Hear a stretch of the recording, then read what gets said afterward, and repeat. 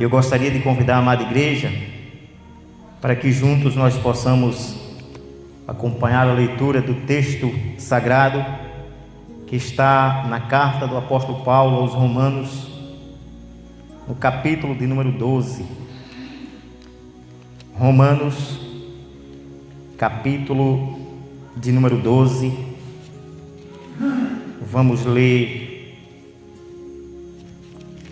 apenas 2 versículos, os 2 primeiros versículos do capítulo. Amém?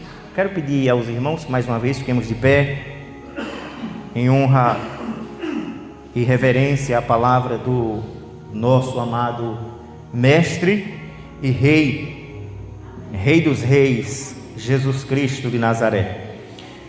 Rogo-vos, pois, irmãos, pelas misericórdias de Deus, que apresenteis o vosso corpo por sacrifício vivo, santo e agradável a Deus, que é o vosso culto racional, e não vos conformeis com este século, mas transformai-vos pela renovação da vossa mente, para que experimenteis qual seja a boa, agradável e perfeita vontade de Deus. Amém?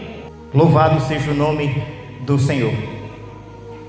Irmãos, com base no texto sagrado que nós acabamos de ler, na carta do apóstolo Paulo, direcionada aos Romanos, eu quero, com base nesse texto, ou nesses versículos que nós acabamos de ler, falar de alguns princípios para um culto agradável.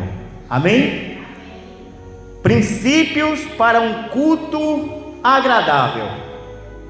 Irmãos, o que é um culto agradável para você? O que é um culto agradável na ótica humana? Ou de acordo com os pensamentos do homem? Certamente, amados, para muitos, um culto agradável é aquele culto onde o pregador pula, onde o pregador afunda o piso do altar, onde o pregador grita, onde alguns irmãos dão cambalhota, alguns irmãos têm revelação, outros falam em língua, outros irmãos têm visão, outros irmãos têm interpretação. Ou seja, um culto agradável é um culto que tem barulho, é um culto que tem zoada. Certamente esse é o conceito de culto agradável para alguns. Mas outros vão dizer, olha, um culto agradável é aquele culto harmônico, é aquele culto onde você não ouve nenhum barulho, é aquele culto silencioso, é aquele culto onde todo mundo se sente acomodado, ninguém se sente incomodado, é aquele culto suave, é aquele culto onde você não ouve um glória a Deus, onde você não ouve um aleluia. Talvez esse seja o conceito de culto agradável para alguns. Mas, amados, quem está com a razão? Esse é o conceito de culto agradável para os homens, ou na ótica humana. Mas nós vamos tratar nessa noite, porque talvez o culto que você oferece a Deus, talvez o culto que a igreja presbiteriana celebra, talvez não seja um culto agradável aos olhos de alguns. Talvez o culto da Assembleia de Deus, da Batista, ou de qualquer outra denominação, não seja um culto agradável aos olhos de muitos, mas seja agradável aos olhos de tantos outros.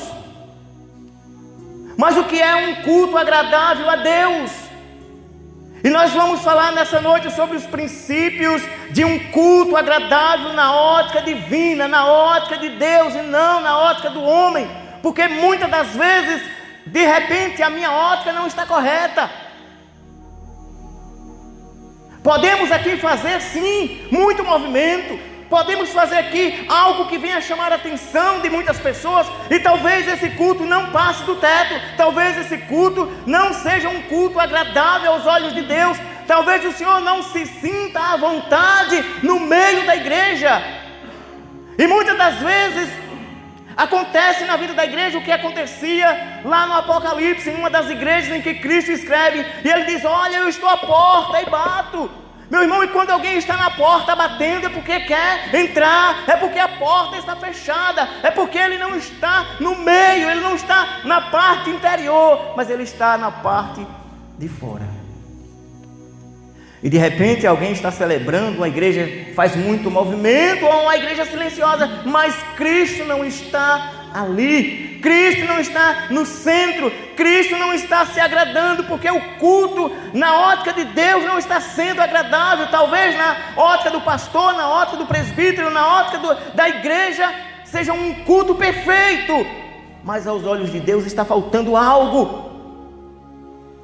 Mas o que é um culto agradável na ótica de Deus? Talvez, amados, eu não estou aqui reprovando, eu não estou aqui discriminando, eu não estou aqui julgando, condenando a igreja que celebra a seu modo, a igreja que pula, a igreja que grita, a igreja que dá cambalhota, a igreja onde os irmãos de repente estão profetizando, onde os irmãos declaram que estão tendo visões, onde os irmãos falam em língua. Eu não estou reprovando isso. De repente esse seja um movimento que realmente Deus está recebendo, ou não. Aquele culto também muito tranquilo, muito silencioso, tradicional, talvez Deus esteja recebendo, ou não. Porque não é o modo humano, não é do modo do homem. Os princípios não são estabelecidos pelo homem, mas os princípios para um culto agradável são regidos, são direcionados, são determinados pelo próprio Deus. E esses princípios estão descritos na sua santa e gloriosa palavra. Amém? Então, amados, o primeiro princípio que nós vamos falar nessa noite, louvado seja Deus. Observe que o apóstolo Paulo, ele diz: rogo-vos, irmãos, pelas misericórdias de Deus. Rogo-vos, irmãos, pelas misericórdias de Deus. O apelo de Paulo não é um pedido simples, não é um pedido comum, mas ele está rogando. Ele está aqui, meio que entre aspas, desesperado, suplicando: meus irmãos, pelo amor de Deus, pelas misericórdias do grande Deus, vocês devem apresentar a Deus um culto agradável.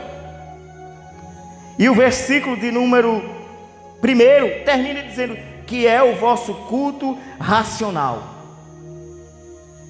Louvado seja o nome do Senhor. O primeiro princípio, meus amados, que nós encontramos nas Sagradas Escrituras é o princípio, talvez você possa colocar numa outra ordem, não importa se está em primeiro, em segundo, em terceiro, em último lugar, eu não sei, mas esse é um princípio que não pode faltar no culto. E se você quer apresentar a Deus um culto agradável, um culto onde Deus se sente à vontade, um culto onde Deus pode trabalhar, um culto onde Deus pode receber, um culto onde Ele pode manifestar o seu poder e a sua glória, louvado seja Deus, não pode faltar, irmãos, espiritualidade. Quem pode dizer amém? Amém. Não pode faltar espiritualidade. Uma igreja que não tem a espiritualidade de Deus, uma igreja que não vive a espiritualidade divina, é uma igreja que não pode oferecer a Deus um culto agradável. Ela pode cultuar, ela pode cantar, ela pode pregar, ela pode ensinar, ela pode até evangelizar, ela pode orar, ela pode fazer um monte